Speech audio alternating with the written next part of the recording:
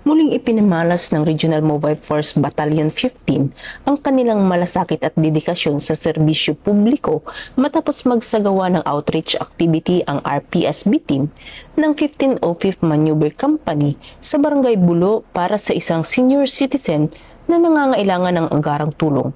Ang aktibidad ay bahagi ng patuloy na pagsisikap ng kapulisan na mailapit ang serbisyo sa mga mamamayan higit sa nangangailangan, lalo na sa mga nakatatanda, may karamdaman at nasa malalayong komunidad.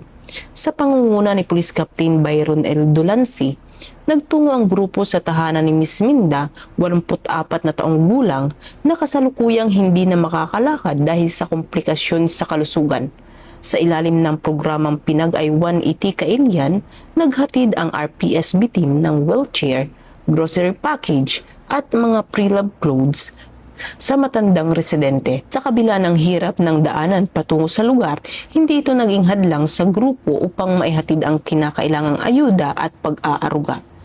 Sa pamamagitan nito, maipakita ng kapulisan na ang serbisyo publiko ay hindi lamang nakatuon sa pagpapanatili ng kaayusan, kundi pati sa agarang pagtugon sa pangangailangan ng mga mamamayan. Ayon sa RMFB 15, layunin ng programa na mapalapit ang serbisyo ng kapulisan sa komunidad sa pamamagitan ng pagtulong sa mga mamamayang nangangailangan at pag-uugnay sa kanila sa tulong mula sa PNP, ang katuwang na organisasyon at iba pang sektor.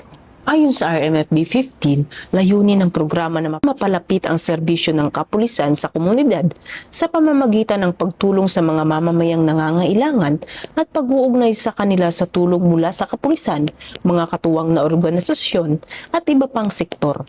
Binigyan diin ng RPSB team na ang pagtutulungan ng kapulisan, komunidad at pribadong sektor, mas mabilis na maaabot ang mga mamamayang nangangailangan ng tulong, malasakit at pag-aaruga.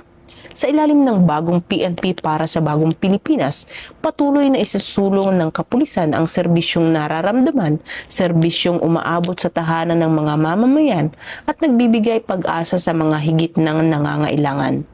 Mula dito sa Campo Crame, ako ang inyong PNN correspondent, Patrolu Mandara Palogme, alagad ng batas, tagataguyod ng balitang pulis. Ito ang bagong PNP para sa bagong Pilipinas, serbisyong mabilis, tapat at nararamdaman.